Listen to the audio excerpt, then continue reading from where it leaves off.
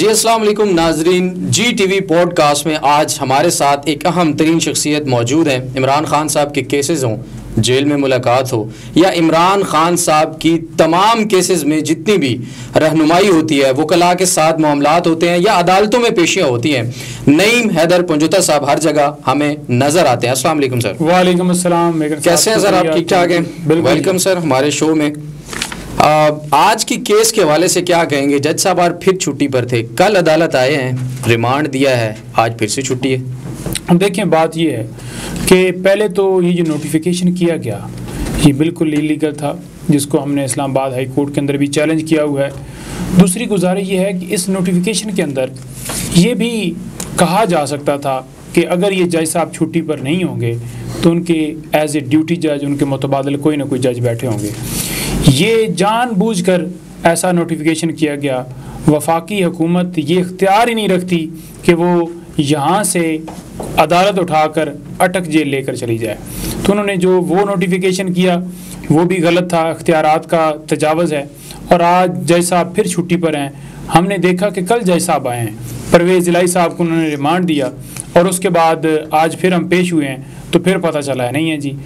ये सिर्फ़ और सिर्फ खान साहब को इंसाफ से महरूम रखा जा रहा है। जो फंडामेंटल राइट्स हैं आइन के तहत उनकी वायलेशन है। फेयर ट्रायल जो है वो वाज़ह तौर पर जो आइन पाकिस्तान है वो कहता है कि वो हर शहरी का हक है, लेकिन खान साहब को अब तक नहीं दिया जा रहा। ठीक है। और आप देख लें कि पूरा हफ्ता गुजर गया है, ये पता ही नहीं है कि पत्नी साल लगेगा या कब वो जैसा वापस आएंगे। खान साहब की समात पर बीमार हो जाते हैं या उनकी कोई ना कोई मजबूरी बन जाती है। परवेज़ इलाही साहब का रिमांड भी किया, कल समातें भी हुई। ये नाकाम क्यों हैं? अदालतें इतनी कमज़ोर क्यों हैं? फैसलों पर अमल दरामद नहीं करवा पा रही, समातें अपनी मर्ज़ी से मुकर्रर शायद नहीं कर पा रही। ऐसा तासुर अब अवाम में जो बनना शुरू हो चुका है। कमज़ोर और लाचार क्यों हैं अदालतें आपके ख्याल में? देखिए, बात यह है कि जब अदालतें हमेशा जो हैं अपने फ़ैसलों से अपनी इज़्ज़त बनाती हैं, और अगर अपने फ़ैसले दे के उनके फ़ैसले इम्प्लीमेंट नहीं किए जाएंगे और अगर इम्प्लीमेंट नहीं होते तो उनके ऊपर तौहीन अदालत की कार्रवाई नहीं होगी। जो आइन तोड़ता है उसके ऊपर आर्टिकल 6 नहीं लगता, तो दैन यही सूरत हाल होगी। हमेशा अदालत जो है अपना मकाम तब ऊपर बढ़ाएगी जब वो अपने फ़ैसलों को मुकम्मल करवा सकेगी। इस वक्त हमने देखा कि अदालतों के ऊपर एक प्रेशर डाला गया। फॉर एग्ज़ाम्पल जी, आपने देखा कि अगर इलेक्शन की डेट देनी है या कोई और मामला सीरियस पेंडिंग है सुप्रीम कोर्ट में, तो वहाँ पर हुकूमत भी सपोर्ट कर रही है और जलसा करने की इजाज़त दे दी गई, लोगों को इकट्ठा होने की इजाज़त दे दी गई। कल वाज़ह तौर पर जो दरख्वास्त के ऊपर फैसला आया उसमें आपने देखा है कि ये एक चार्जशीट है जो कि इस पीडीएम हुकूमत के ऊपर भी वाज़ह करती है कि इन्होंने किस तरह से ये मईशत को तबाह किया, किस तरह कानून की पासदारी नहीं की गई, किस तरह सुप्रीम कोर्ट के फैसलों की तौहीन की गई। सुप्रीम कोर्ट इलेक्शन का टाइम दे रही है बार बार, कभी उन्होंने दिया 1 मार्च को, कभी उन्होंने दिया 4 अप्रैल को, लेकिन किसी फैसले की तामील नहीं की गई। और उसके बाद आप देख लें कि ऐसे ऐसे कवानीन बनाए गए सुप्रीम कोर्ट के ऊपर, अदालतों के ऊपर ये हमला किया गया इनकी तरफ से ताकि वो प्रेशर में आए, ताकि इनके मुताबिक फ़ैसले हों, ताकि इनके केसेस ख़त्म हों, ताकि इनके मुताबिक इनको रिलीफ मिले। और सिर्फ मकसद ये कि पाकिस्तान तहरीक इंसाफ का नामो निशान मिटाया जाए, इमरान खान को साइड पे किया जाए इनके, क्योंकि वो इनके जो केसेस हैं, इनकी करप्शन है, इनके जो राज हैं वो कौम को बताते हैं, उजागर करते हैं सबके सामने। तो इन्हें डर है कि ये एक बंदा है जो हमारी मुखालफत करता है। आज इनको मोहब्बत नहीं है आपस में, आज ये जो इकट्ठे बैठे हुए हैं ये वो वजह नहीं है कि ये बड़े कोई राइट ट्रैक पे चल पड़े हैं। इनको मसला सिर्फ ये है कि इनके खिलाफ खड़ा हो गया इमरान खान डट के, और वो रूल ऑफ लॉ की बात करता है, इंसाफ की बात करता है, सबके साथ कानून के मुताबिक बराबर ट्रीट करने की बात करता है। अच्छा, मुझे ये बताइएगा, अल-कादिर ट्रस्ट में ज़मानतें जो हैं वो खारिज हो चुकी हैं, सुप्रीम कोर्ट में अभी तक उसके बारे में कोई पटिशन नहीं डाली गई, उनके ऊपर आगे फिर गिरफ्तारी के चांसेस भी हैं। लीगल टीम इस पर क्या काम कर रही है? देखिए, बात यह है कि ये क्रिटिसाइज़ किया जा रहा है, जानबूझकर लीगल टीम के ऊपर प्रेशर डाला जा रहा है कि वो कोई ऐसा फैसला करें जिससे खान साहब को नुकसान हो। हमने ओवरऑल पटिशन पेंडिंग है, हमारी हाई कोर्ट में भी है और सुप्रीम कोर्ट में भी है, उसमें हमने प्रोटेक्शन मांगी है ओवरऑल तमाम मुकदमात के हवाले से। ठीक ठीक है, जब हमने प्रोटेक्शन मांग लिया है तो अगर हम कोई फॉरम अवेल करते हैं और वहाँ से ये रिमार्क्स आते हैं कि आप तो उधर चले गए हैं जी हाई कोर्ट में, आपने तो ये दरख्वास्त उधर दे दी है, तो इसकी हद तक तो हम कोई फैसला नहीं कर सकते। हमारी ओवरऑल, क्योंकि 200 के करीब खान साहब के ऊपर केसेस इस तरह से बनाए गए, कभी 109 का रोल डाला गया, कभी उनके ऊपर 302 का मामला उठा दिया, कभी नैब अल कादर है, कभी तोशा खाना है, ऐसे केसेस बनाए गए जिनके अंदर कोई चीज़ है ही नहीं, जो झूठे हैं, जो अदालत में जब केस चलता है कोई शवाहिद ना होने की वजह से ज़मानत भी कन्फर्म होती है और खान साहब डिस्चार्ज भी हो रहे हैं। उन केसेस में गिरफ्तारी इन्होंने आज जो डाली हुई है ये वही सारे केस हैं। ये आप आज इन्होंने जो साइफर वाला केस उसके अंदर गिरफ्तारी डाली है, इसके अंदर आप प्रोसीजर देख लें कि फिजिकल एम्पेयरेंस के बगैर कैसे जिस्मानी रिमांड दिया जा सकता है। अदालतें तो इंसाफ देती हुई नज़र नहीं आ रही, डेट्स पे डेट्स चल रही हैं, समातें मुलतवी हो रही हैं, जज साहबान बीमार हो रहे हैं, चाहे वो ऑफिशियल सीक्रेट एक्ट के जो स्पेशल अदालत है उसके जज हों। हुमायूं दिलावर साहब ने बड़ा तेज़ी से ट्रायल चलाया था, उसके बाद chief justice Islamabad high court भी अक्सर बीमार रहने लगे हैं। सोल्यूशन क्या है सुप्रीम कोर्ट के अलावा फिर, अगर वो भी मुकर्रर नहीं कर रही? देखें, बात ये है कि आज भी मैंने ये बात की कि खान साहब को इंसाफ नहीं दिया जा रहा और ये इंसाफ का कत्ल है। सुप्रीम कोर्ट को इसके ऊपर जो हमारी दरख्वास्त है वहाँ पर पेंडिंग, उसके ऊपर समाअत फिक्स करनी चाहिए।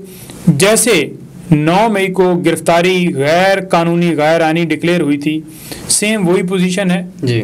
और इसी तरह से गिरफ्तारी डाली गई है, छुपा के गिरफ्तारी डाली गई है, छुपा के रिमांड लिया गया है, सीक्रेट सब कुछ चलाया गया है। तो same supreme court Umar Ata Bandial साहब अपने जाने से पहले ये फैसला सुना के जाएं, प्रोड्यूस करें। सुप्रीम कोर्ट के पास पावर है, सुप्रीम कोर्ट में वो प्रोड्यूस कर सकते हैं और अगर सुप्रीम कोर्ट में वो प्रोड्यूस करेंगे और उसको सारे केस को देखेंगे कि कैसे तोशा खाना का एक ट्रैप बनाया गया, एक जाल बिछाया गया कि इस केस के जरिए इन्हें अंदर ले जाया जाए, फिर तमाम मुकदमात में इन्हें गुनाहगार करते करते 9 मई को भी जब उठाया था, क्योंकि उसको सुप्रीम कोर्ट ने गैर कानूनी गिरफ्तारी करार दिए, तो हम ये कह सकते हैं कि उठाया ही था।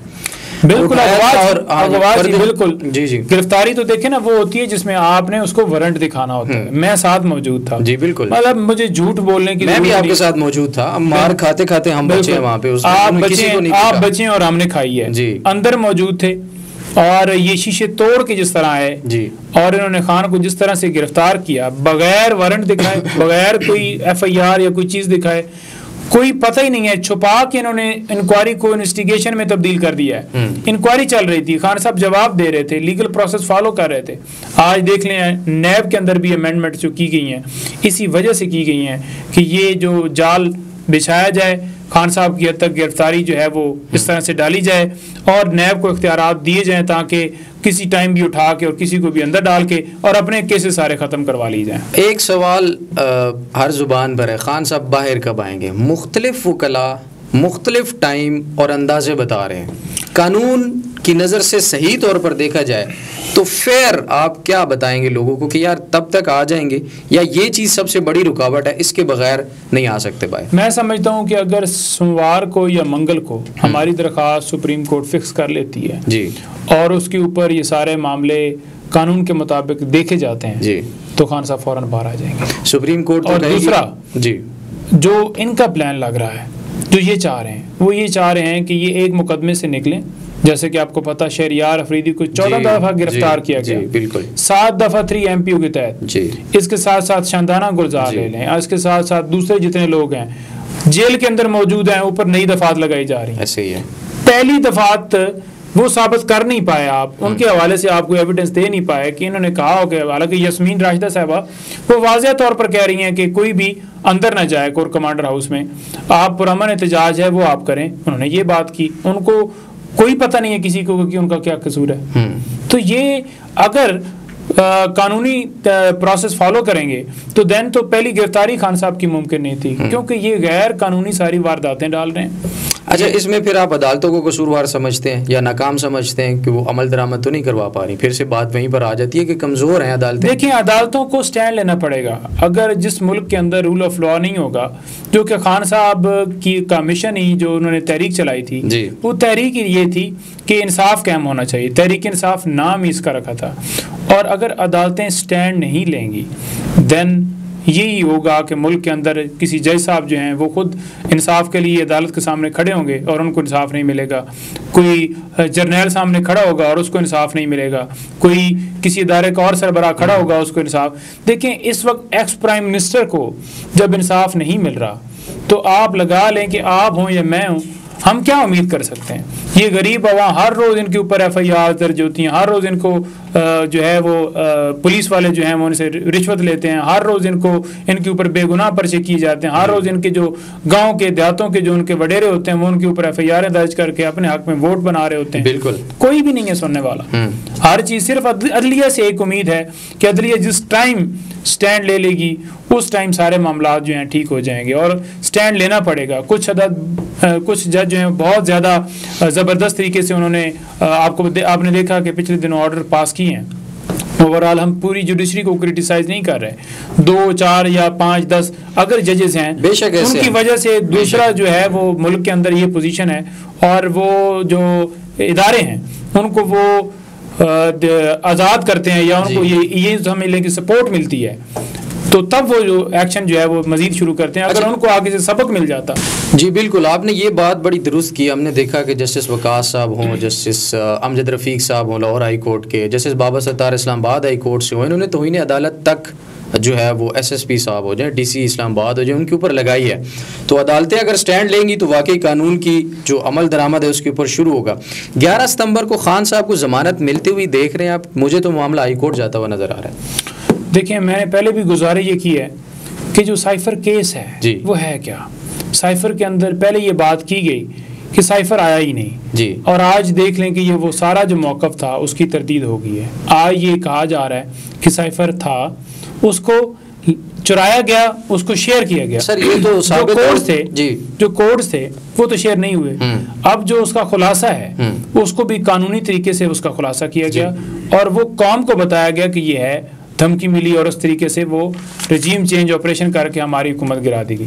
खान साहब ने वाज़ेह कहा कि मैंने सुप्रीम कोर्ट को भी ये इस्तदा की थी, अब भी मैं कर रहा हूँ, इंडिपेंडेंट इंक्वायरी हो, जो मुजरिम है वो सामने है, मतलब मेरा कसूर ही नहीं है, मैं तो मुल्क के लिए जो है वो खड़ा था और मैंने मुल्क के लिए जो है वो सारा, मेरी फाइट ही अपने मुल्क के लिए, मेरी इस कौम के लिए, और मैंने स्टैंड लिया और मैं उनके सामने डट के खड़ा हो गया। मैंने लोगों को बताया कि ये किस तरह से वहाँ से मुदाखलत हुई है। तो उसके ऊपर बजाय खान साहब को ये कहें कि उन्होंने ज़बरदस्त काम किया है, उनको खराज तहसीन पेश करें।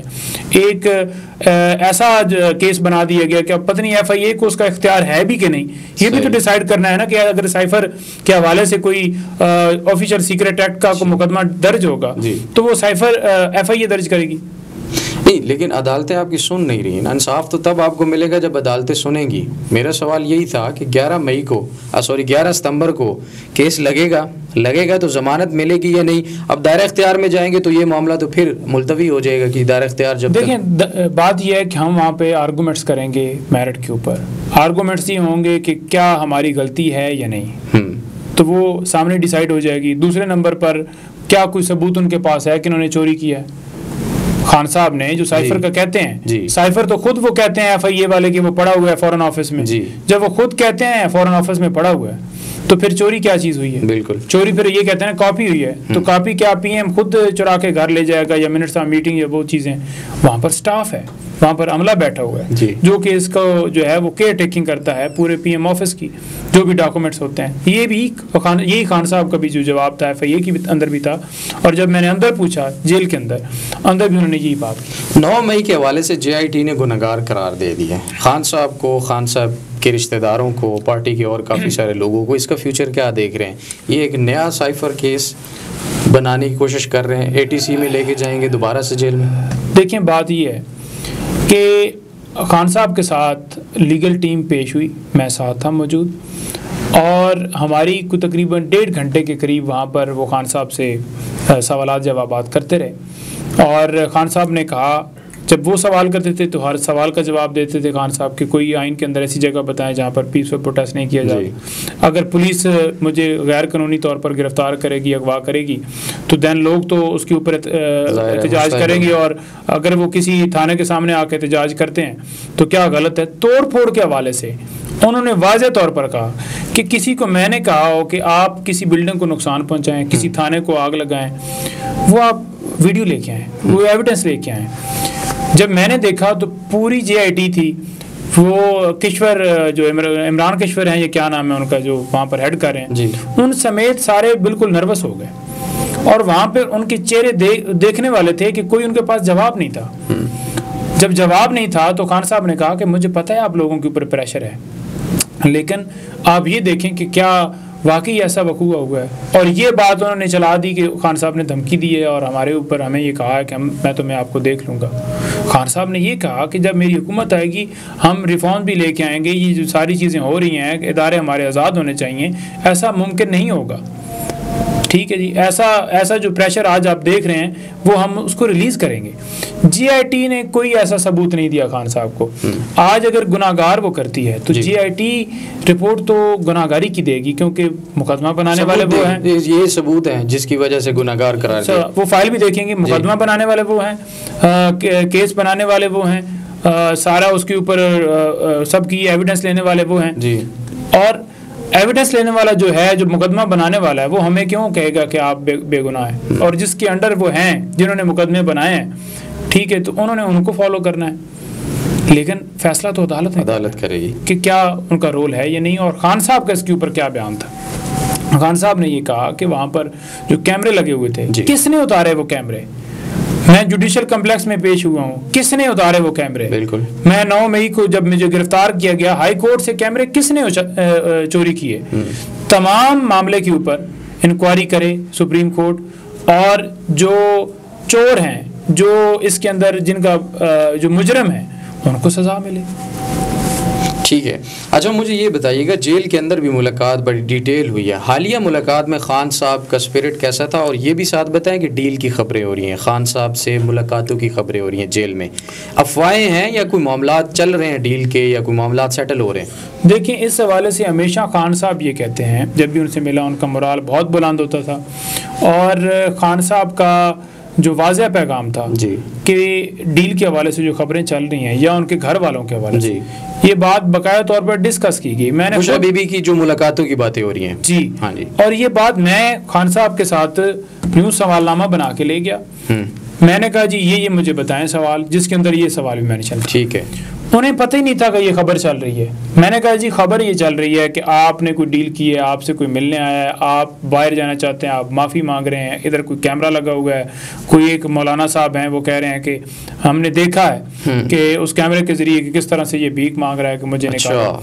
तो खान ने कहा देखो अब तो कैमरे कोई नहीं लगे हुए, अब तो आप और मैं उस सेल है, 4 सेल हैं जिनमें से एक सेल है वो जिसके अंदर मुझे रखा हुआ है, और मुझे जितनी ये तकलीफ़ इनकी है वो कोशिश करते हैं, ये दे रहे हैं, लेकिन मुझे इन चीज़ों से फ़र्क नहीं पड़ता। मैं एक तो एडजस्ट हो चुका हूँ, मैं क्योंकि वो खिलाड़ी आदमी है, तो उन्हें उस तकलीफ़ किसी देने से वो फ़र्क नहीं पड़ता। उन्होंने कहा कि जो डील के हवाले से बातें हैं ना, आप जाकर बताओ कि ना मैं मुझसे कोई मिलने आया है, ना मैंने किसी से कोई डील की है, ना मैं अपना मुल्क छोड़ के जाऊँगा। मुल्क छोड़ के वो गए हैं जिनके असासे बाहर हैं, जिनकी जतादे बाहर हैं, और वो ज़हन से बात निकाल दें कि मैं अपने मकसद से पीछे हटूँगा। कोर कमेटी की हद तक जो बात की गई उसके ऊपर उन्होंने कहा कि कोर कमेटी बात इस हद तक करे कि free and fair election time के ऊपर हों। उस हवाले से अगर किसी के साथ बात होनी भी है तो होनी है, अदरवाइज़ डील के हवाले से उन्होंने मुस्तरद की हैं सारी खबरें। और ये बात उनकी मिसेज ने भी की है कि ना मैं किसी से मिली हूँ, ना खान साहब मिले हैं, बल्कि जेल के अंदर एक ऐसी खबरें उड़वाई जा रही हैं, एक ऐसा नैरेटिव बनवाया जा रहा है, जानबूझकर बनाया जा रहा है। अच्छा। जेल के अंदर जब हम मैं गई हूँ और मैंने पूछा है कि मुझे तो ये पता चला है कि कोई आपसे मिलने आया है, तो खान साहब ने कहा कि ये सारा जो भी इधर कर रहे हैं ना, ये जानबूझकर अंदर जो जेल के अथॉरिटीज़ जो पुलिस वाले हैं वो जानबूझकर ऐसा बयान बना रहे हैं कि फलाना मिलने आया था, जो फैला रहे हैं, मतलब लोगों को डिस्ट्रैक्ट करने के लिए। उन्होंने कहा कि जुल्फ़िकार अली भुट्टो जिस वक्त उनको फांसी हुई उससे पहले सेम इसी तरह का माहौल क्रिएट किया गया कि उनको तो वो इतने पॉपुलर हैं, उनको जो है सज़ाए मौत नहीं होगी। तो आज भी ये कोशिश की जा रही है। कभी इनका प्लान होता है कि जो है वो एक मजहबी तरीके से वो आड़ लेके मजहबी प्रोटेक्शन लेके खान साहब के ऊपर जो है वो कोई हमला करवा के कोई ऐसा वो करके बंदा ऊपर डाल के और वो बना दिया जाए कि ये जनाब इन्होंने जो है वो उधर सलमान रश्दी वो वकील और उसको जो वकील किया था जिसको जो यूके में मजहबी रंग दे के मजहबी रंग दे के और वो कर लिया जाए। लेकिन उसके अंदर खान साहब ने कहा कि मेरा किसी के साथ कोई ना राब्ता है ना मैं मिला हूँ और ये बातें गलत हैं। बातें बिल्कुल गलत हैं। अच्छा, खान साहब का कोई मैसेज ऐसा जो आवाम के लिए उन्होंने छोड़ा हो जो आप ख़ास लोगों के सिर्फ कान में बताते हो कि भाई खान साहब ये कह रहे हैं? देखिए, खान साहब का एक तो मैं अगले दिन भी आप लोगों को बताया कि डिजिटल मीडिया के लिए उन्होंने बड़ा ज़बरदस्त अल्फाज में उनका शुक्रिया अदा किया कि आप लोग इस वक्त ज़रिया बने हुए हो। दूसरे नंबर पर यह है कि उन्होंने कौम के लिए ये दिया कि आपका लीडर आपको शर्मिंदा नहीं करेगा, आपका सर जो है कभी भी नहीं झुकेगा, आप हमेशा अपने लीडर को सर झुके हुए नहीं पाओगे। मैं अपनी जगह पे खड़ा हूँ, मैं आपके लिए जंग लड़ रहा हूँ, रूल ऑफ लॉ के लिए ये जंग लड़ रहा हूँ। और आज बच्चे में खान साहब ने कहा शुगर आ गया और मुझे ये भी पता है कि किस तरह से लोगों को प्रेशराइज किया गया है, किस तरह से लोगों को जो है वो बाहर नहीं निकलने दिया जा रहा। लोग निकलते हैं एहतजाज करने के लिए, उन्हें उठा लिए जाते हैं। सियासी सरगर्मियों के बारे में भी खान साहब ने कहा है कि शुरू करें, कोई कॉर्नर मीटिंग्स करें यूनियन काउंसिल लेवल पर, कोई ऐसी इतलात भी खान साहब ने कोई मैसेज भेजे आवाम के लिए? सख्ती बड़ी एजेंडा उठाना। देखिए, मैसेज मुझे भी कुछ पिछली दफ़ा उन्होंने भेजे थे पार्टी के हवाले से, वो मेरा काम था कोर कमेटी को बताना, उनको बताया, वो अपने हिसाब से आगे क्या उसको एग्जीक्यूट करते हैं। क्योंकि अगर हम ओपन हर चीज़ यहाँ पर आके डिस्कस करेंगे तो दूसरे घर को वो सारी मिल जाएगी और फौरन वो ऑपरेशन वो वाला स्टार्ट हो जाएगा कि आप जो है ना यूनियन काउंसिल लेवल तक बंदों को उठाएं, ये करें वो करें, ये तो ये कर रहे हैं। ठीक है, मतलब सियासी सरगर्मियाँ शुरू करने के बारे में खान साहब जो है वो पैगाम दे चुके हैं कि शुरू करनी चाहिए, इस हद तक बता चुके हैं।